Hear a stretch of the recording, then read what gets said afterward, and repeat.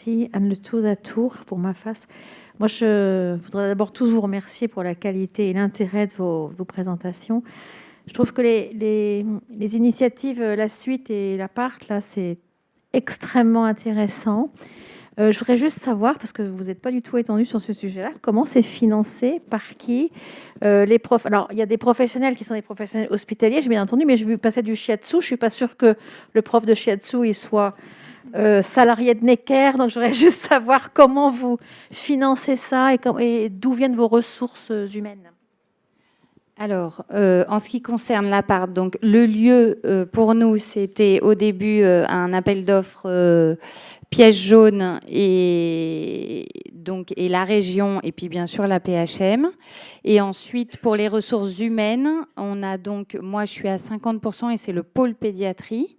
Ainsi que le fonctionnement et maintenant la secrétaire, donc 1,5 temps plein par le pôle pédiatrie et on n'a aucune autre ressource. Le reste, donc les ateliers qui ont été mis en place, et pour ça, nous on les met au fur et à mesure, petit à petit, c'est en effet des collègues de l'hôpital qui viennent et qui prennent un temps et on leur demande une demi-journée par mois, etc. Donc c'est d'où nous, l'idée, c'est pour ça la consultation, c'était comment faire vivre un lieu sans en avoir le budget, et donc c'est au service des services. Pour prendre juste l'exemple d'Advenir, on a aussi un peu de temps dégagé par l'hôpital, mais ça a été vraiment une négo au bout de 5 ans. Et puis, il y a un budget d'ARS qui a été débloqué sur un appel à projet, en fait, qui a permis de... Voilà. Et puis après, il y a des appels à projet, Fondation de France, sur des choses ponctuelles, quoi. Et les pièces jaunes. C'est ça, donc Hélène a mentionné les pièces jaunes. Donc pour la suite à Necker, donc il y a vraiment, comme à Marseille et aussi à Robert Debré, à Necker, donc un soutien très fort de l'hôpital, de la communauté, des professionnels de santé, et donc ça nous permet d'avoir donc la gynécologue, par exemple, c'est une vacation du chef de service de gynécologie qui nous prête donc une demi-journée par semaine. On a donc aussi les 2 coordinatrices actuellement qui sont donc financées par l'hôpital. Voilà. En ce qui me concerne moi, et Célia, tu pourras prendre la parole aussi, donc c'est bénévole, c'est en plus de mon activité, je suis praticien hospitalier temps plein à Necker dans le domaine des maladies rares du système immunitaire, donc c'est en plus, c'est vraiment par intérêt personnel et motivation. Mais on a aussi donc des ressources extérieures, et là c'est des conventions qui sont faites avec des associations ou des auto-entrepreneurs. Et donc ça, c'est financé sur les fonds que nous avons reçus justement de l'appel à projet des pièces jaunes, qui donc fait un appel à projet. Depuis qu'on a monté cette réunion en 2014, que Célia a rappelé tout à l'heure, il y a eu en 2015 le lancement de cet appel à projet annuel de la Fondation des hôpitaux de... Ça a changé maintenant, le temps a changé. Hôpitaux de France, je crois. Enfin, des hôpitaux, Fondation des hôpitaux, voilà. Ça a changé. Et donc, les pièces jaunes, qui permet à chacun de vous, si vous le souhaitez, de déposer un projet pour un financement. Pour le groupe interfilière, donc on avait en 2016 une ligne, puisqu'on parle budget, un fichier Excel avec une ligne dédiée pour la transition, le groupe interfilière, avec un poste qui était entièrement financé, qui a disparu. Mais comme je coordonne cette filière, encore une fois, en plus du reste, puisque je suis praticien à l'hôpital, on a souhaité, et notre comité de pilotage a souhaité garder ces équivalents de je veux dire, 60 000 euros par an, faut parler des chiffres aussi, dédiés au poste de la personne que je vous ai présentée en photo. Mais c'est vrai que c'est à chaque fois, tous les ans, une nouvelle histoire et des postes qui sont sur des contractuels, aucun titulaire. Merci beaucoup. D'autres questions? Oui. Ariane Bardal. Bonjour, moi je trouve votre groupe incroyable, travailler en plus parce que c'est important. Merci, vous êtes assez extraordinaire. Et je trouve quand on vous voit, on repense aussi au problème de l'inégalité territoriale, où finalement les territoires, entre guillemets, plus restreints, je pense à la chirurgie maxillofaciale qui mélange l'adulte et l'enfant, on va avoir des communautés plus homogènes. Et donc j'ai envie de dire que est-ce qu'on n'a pas là une photographie justement de la spécialisation légitime, hein, pour des économies d'énergie, hein, les hôpitaux pour enfants, les hôpitaux pour adultes, enfin, quand il y a des gros masses, comme par exemple l'Île-de-France, hein, 2,5 fois la Suède, hein, 13 millions d'habitants. Donc on voit bien que là, je voudrais vous poser la question de l'organisation territoriale et de votre vécu réciproque en fonction de votre territoire. Deuxième dimension, on est très sensible en odontologie sur les dents là-dessus. L'inégalité socio-économique est juste monstrueuse pour nous. Nous, on fait de l'enfant adulte. C'est marrant d'ailleurs qu'on n'ait pas participé. C'est de nature, on n'a jamais de dissociation. On travaille toujours ensemble. Partout dans la France. Ça serait intéressant d'ailleurs de modéliser ça. Mais alors nous, c'est l'économie, le socio-économique qui prend une proportion plus importante. Donc j'ai envie, donc, pour vous reposer à tous, inégalité territoriale ou socio-économique / transition enfant-adulte. Voilà, je vous donne la parole à tous et merci. C'est une belle question. C'est une grosse question. C'est une grosse question.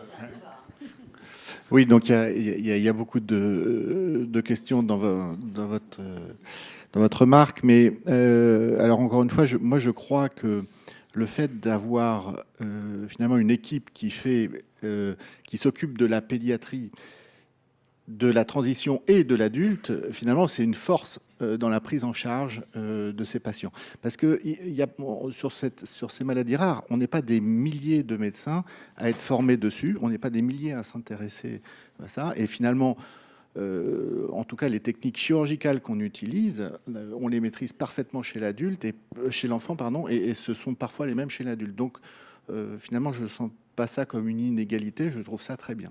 Là où on pêche un peu, nous, en région ou dans des petites villes comme Tours, c'est sur toutes ces dimensions financières où on a effectivement du mal à prendre en charge les enfants, autre que chirurgicalement, surtout le volet psychologique, voilà, j'en ai parlé un petit peu, et ça, vraiment, c'est un problème quotidien. Donc on est en déficit chronique, bon, comme dans beaucoup d'endroits, sur les psychiatres, sur les psychologues, etc.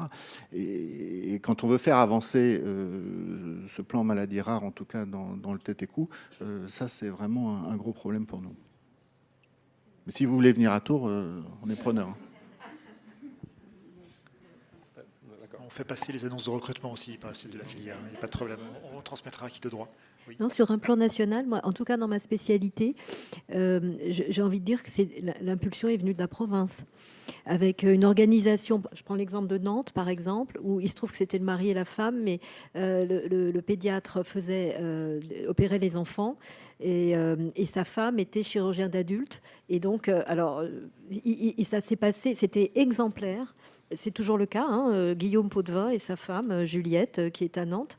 C'est exemplaire et ça pour nous, c'était un modèle. Et je dirais presque à Paris, on pêche par notre trop grande spécialité et on est en super silo, quoi.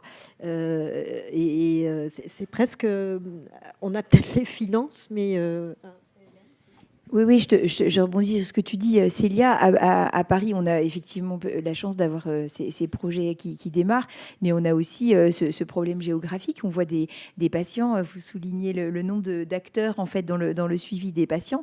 Il y a quelquefois des jeunes qui vont être suivis dans 4 hôpitaux différents à l'âge adulte. Donc la transition, elle va se complexifier aussi du fait du territoire. Donc c'est assez compliqué. Une des pistes quand même, avant qu'on puisse avoir des structures ou des dispositifs transition un petit peu partout au Montléchu, c'est aussi les ressources en ligne. En fait, il y en a quelques-unes qui ont été citées, qui sont vraiment des promesses pour la suite, en fait, et qui permettront peut-être de désenclaver certains territoires. Je voulais juste signaler qu'en génétique, il y a pour la première fois un centre référence anomalie du développement adulte qui vient d'être labellisé. Bon, le décret va sortir. Mais voilà, c'est la première fois où on va pouvoir orienter des adultes à un endroit spécifique, à Paris, la Pitié-Salpêtrière. Une courte remarque, c'est vrai que le regroupement des spécialités dans des centres surspécialisés fait que ça cloisonne aussi beaucoup, et après, effectivement, la transition est difficile à organiser. Et une des questions en ligne, par exemple, qu'on avait eues, c'était, donc pour Boris Laure, savoir à qui a été destinée, à qui était présentée cette vidéo. donc la vidéo explicative, parce que une fois que l'outil est développé, voilà, désolé, j'ai interrompu la discussion, on reprendra aussi, mais savoir comment est-ce qu'elle est diffusée en fait. Alors, c'est ce que je disais tout à l'heure. On a finalement des outils et puis on a quand même du mal à identifier les moyens de diffusion et d'information. Et encore une fois, sont des outils qui ne s'adressent pas à l'ensemble de la population française. Enfin, voilà, Giovanna, dis-moi si je me trompe, mais il naît en France entre 30 et 40 facio-craniosténoses par an. Donc, la diffusion, c'est l'association du site le site de l'association des petits courageux, c'est le site de la filière. Cette vidéo, vous pouvez la trouver sur YouTube en ligne, mais il faut taper des mots-clés. Après, encore une fois, l'affiche, elle n'a que très peu d'intérêt à être mise en place dans la salle d'attente d'un médecin généraliste. Ou, voilà. Bon. Après, on peut le diffuser sur Horar, on peut le diffuser, voilà, mais bon, il y a tellement de pathologies. Et merci. Et une petite question index au panel et éventuellement à l'Assemblée. Comme beaucoup d'entre nous, j'assure des enseignements à l'université, alors pas en pédiatrie spécifiquement. Je ne crois pas que ce soit quelque chose qui soit abordé pendant le deuxième cycle. On a parlé du troisième cycle, effectivement, du fait que pendant un internat de chirurgie, souvent on fait un semestre d'adulte quand on fait de l'enfant ou vice-versa. Mais c'est vrai en ORL en tout cas. Mais je ne crois pas que ce soit un sujet qui soit abordé lors du deuxième cycle d'études médicales. Enfin, est-ce que quelqu'un a des infos là-dessus? En tout cas, je n'ai pas le souvenir dans le listing des questions. Alors, je ne suis pas la spécialiste de ça, mais pour avoir entendu David Geneviève, par exemple, très actif dans le domaine, qui est généticien à Montpellier, je parle en son nom, mais il y a effectivement maintenant des interventions, notamment de patients partenaires, qui est, je ne vais pas dire une nouvelle discipline, mais c'est ce qu'on appelait les patients experts et qui maintenant se forment vraiment dans des DU, dans des cursus universitaires valides et qui vont intervenir auprès de nos étudiants en médecine de plus en plus dans les facultés. La nôtre, je ne suis pas sûre qu'on soit un modèle du genre, je crois pas, mais en tout cas, il y a certaines initiatives extrêmement intéressantes et qui d'ailleurs sont plébiscitées par les étudiants qui ont vraiment envie de savoir et il faut les prendre les choses à la source. Dans une des listes des 350 ou 400 items pour le CN, enfin donc l'internat, le CN, l'EDN maintenant, il y a effectivement ne serait-ce que le mot transition au moins une fois pour que voilà, ça rings a bell, que ça leur dise quelque chose. Et puis notre initiative, Myriam pourra en parler mieux que moi, c'est que les filières interviennent maintenant dans tous les congrès de médecine générale. Alors c'est peut-être un peu trop tard presque, on va dire, mais il n'est jamais trop tard. Hein. Et ça, c'est des initiatives aussi très porteuses parce que c'est eux qui les voient, les patients en premier. Hein. Je sais pas si quelqu'un... Oui, peut-être pour compléter ceci, effectivement, je pense ce serait vraiment superbe qu'il y ait un aspect, enfin une prise en compte en tout cas de l'université dans la formation des étudiants en médecine, parce qu'il faut aller au-delà de l'intérêt personnel ou du questionnement ou de l'expérience personnelle. Il faut que ça soit effectivement proposé à tous, pas forcément un cours d'une heure, hein, donc, je voulais aborder le fait que, pour répondre à la question d'ailleurs, je crois que les collègues odontologistes qui nous ont interpellés là tout à l'heure ont un rôle, enfin les personnes qui ont cette expertise pédiatrique et adulte dans la continuité de prise en charge ont vraiment un rôle extrêmement important, je pense, à jouer. Il faudrait peut-être penser à développer des parcours de formation médicale ou post-universitaire vers ce type d'approche. On a beaucoup à y apprendre et je pense que dans les maladies rares, ça peut vraiment prendre tout son sens, ou les maladies ultra rares aussi. Quand Célia a organisé le colloque national là, en juin, il y a une association de patients, une dame qui est maman d'un patient qui nous disait un peu la même chose que vous sur l'inégalité d'accès aux soins, pas tellement les inégalités de ressources, de moyens, mais bon, même si c'est pas complètement décorrélé, en partiellement bien sûr, mais donc qui nous disait oui, mais nous on n'a pas ça là où on est, etc. Alors c'est vrai qu'aujourd'hui sur un temps T, sur une photo, voilà, donc il y a 14 plateformes. C'est vrai qu'en 2016, il y a 7 ans seulement, il y avait 0 plateforme. Donc on est quand même en train. Il y a vraiment un dynamisme et qui va dans différentes directions. On n'a pas mentionné, mais il y a Strasbourg, il y a Lyon, il y a Angers qui est en train d'émerger aussi, avec chacun des valences intéressantes. Par exemple, à Angers, ils veulent vraiment développer quelque chose sur le handicap moteur et ou les difficultés intellectuelles. Donc ça, c'est très important parce que c'est vraiment une dimension de la transition sur laquelle on bute énormément, et je pense que vous connaissez ça bien de manière importante. Et puis, pour rebondir sur la question que le professeur Véronique avait dit, a posée tout à l'heure, les adultologues, juste très brièvement, dans cet effort-là, il y a aussi une appropriation qui est en train d'émerger, et c'est très heureux, par nos collègues adultes. Et il y a quatre structures qui existent quatre qui existent en médecine adulte actuellement en France. J'espère que ça ne va pas s'arrêter là, mais Pompidou, la Pitié-Salpêtrière, il y en a 2, en neurologie pour l'une et en endocrinologie pour l'autre. Pompidou, c'est transversal, toute pathologie, et à Strasbourg, c'est plutôt les maladies auto-immunes. Et voilà. Donc c'est heureux aussi, il faut le signaler. Merci. On n'oublie pas les soignants, juste. Oui, bien sûr. On prendra les questions dans le public juste après, promis. Pour compléter sur la formation, à titre d'exemple, nous sur Marseille, moi j'enseigne chaque année, je donne un cours aux puéricultrices, aux futures, aux infirmières, donc à toute la cohorte de l'année, et en Master 2 en santé publique, en psycho, etc. Donc on sent qu'il y a quand même une vraie demande et ça se maintient. Et les internes. Marie Bourgeois. Oui, merci beaucoup. Moi, j'ai adoré vos propos de ce matin. Je trouve que c'est hyper émouvant et très enrichissant. Juste une question. La transition enfant-adulte, moi, je fais autant que je peux, mais souvent, c'est un peu élastique, je dirais. Les familles reviennent régulièrement pour les tiers-temps, les dossiers MDPH, tout ce qui est un peu pour les enfants, notamment déficients intellectuels. Et je voulais partager avec vous cette expérience que j'ai eue sur des enfants de province. Et les familles m'ont rapporté à plusieurs reprises un partenariat avec des grandes entreprises. Et je voulais savoir si c'était une passerelle que vous envisagiez, que vous envisagez à l'heure actuelle, avec des L'Oréal, Safran, et des sociétés en fait qui embauchent ces enfants, enfin ces adolescents, j'ai encore du mal à dire le mot, des adolescents jeunes adultes, et ils les accompagnent dans les ESAT, le travail protégé. Ils leur trouvent des appart-hôtels. Des missionnaires qui viennent les accompagner dans les activités de tous les jours, domestiques, les courses, etc. Et je trouve que j'ai trouvé ça incroyable. J'ai vu ça à Orléans avec L'Oréal et à Limoges. Et je voulais savoir si c'est quelque chose que vous faisiez régulièrement ou pas.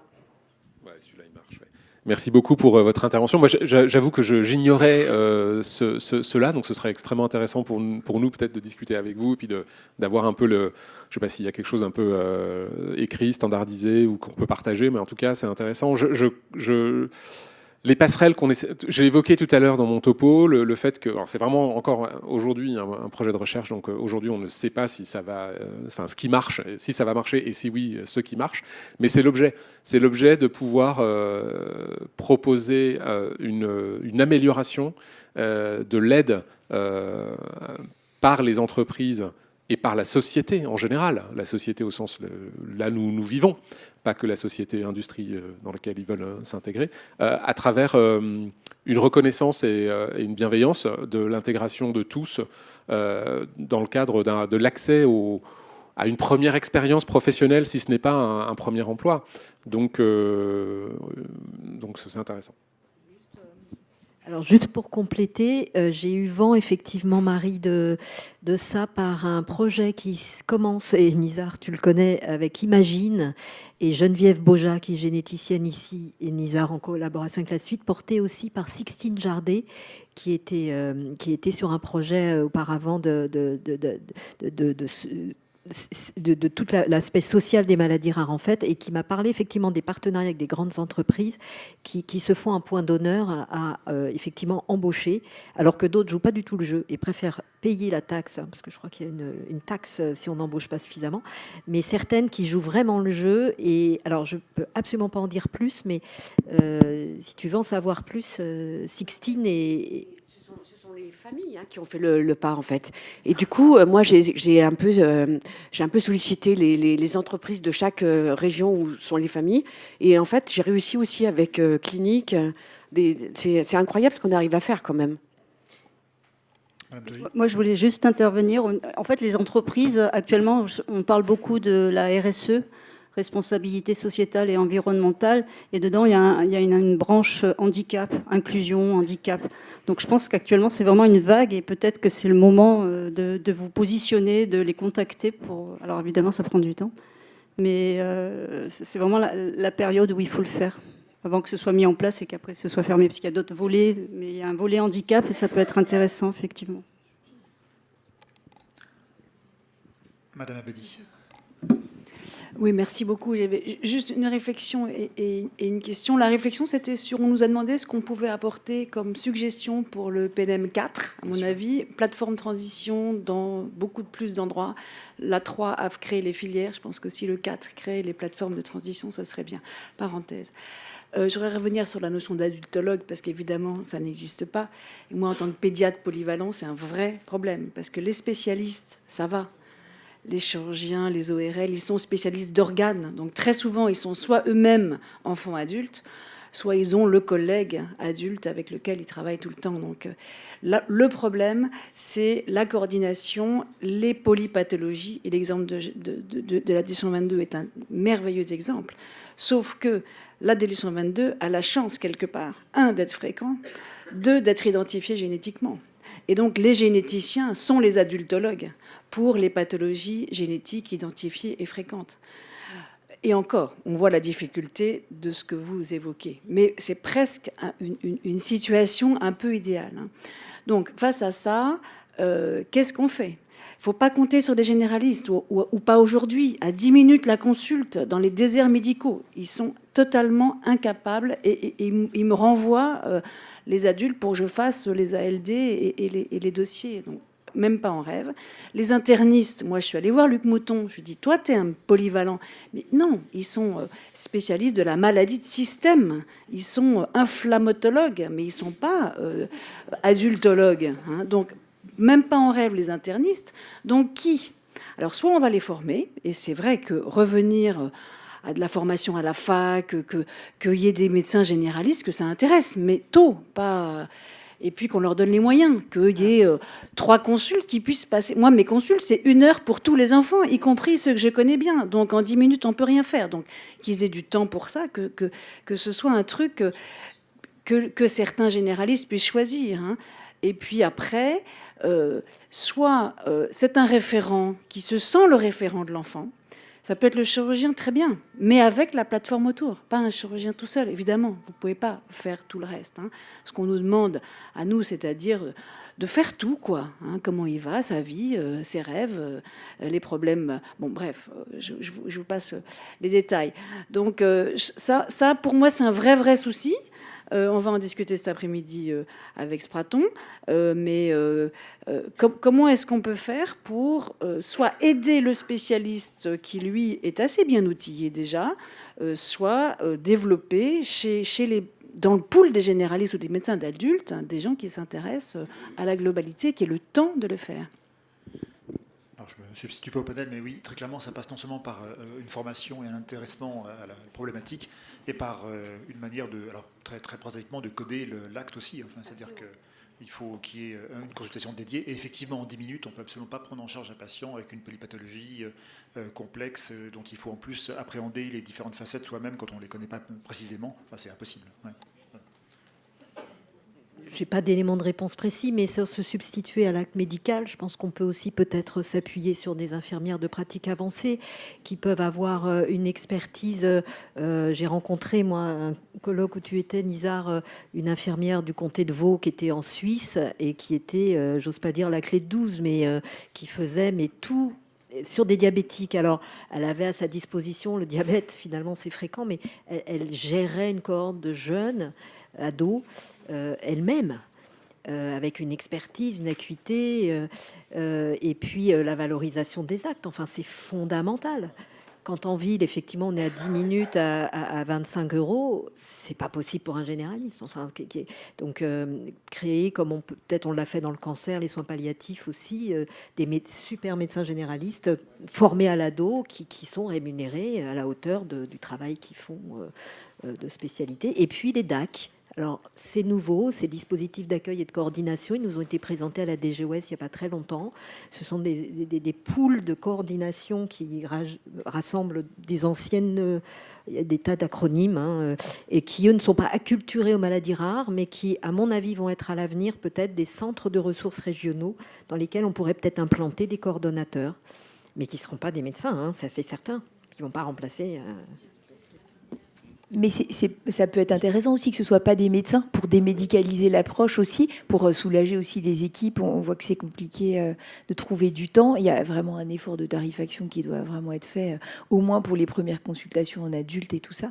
Tout ça, ça demande du temps, de l'argent, quoi. Mais c'est vrai qu'il y a ce métier de coordinateur, coordinatrice de parcours de soins qui recouvre des réalités très, très différentes, en fait, selon les endroits, peut être vraiment un levier intéressant pour cette coordination.